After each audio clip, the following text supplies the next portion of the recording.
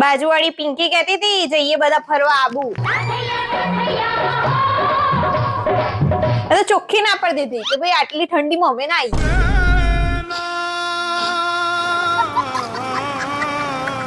કે ઠંડીમાં તો મજા આવે. કાર્તિક ચિંત કોને રજા લઈ લે.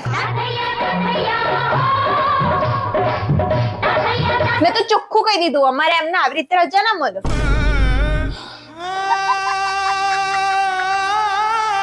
તો કે છે શનિવારે રાત્રે જઈને રવિવારે પાછા. રવિવારે તો કાર્તિકજી ની રજા જ હોય છે ને.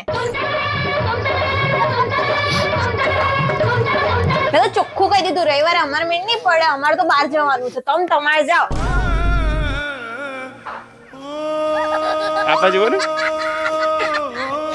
બરાબર કર્યું ને. તમારી તો ઈચ્છા નથી જવાની. ના ના ભાઈ ના.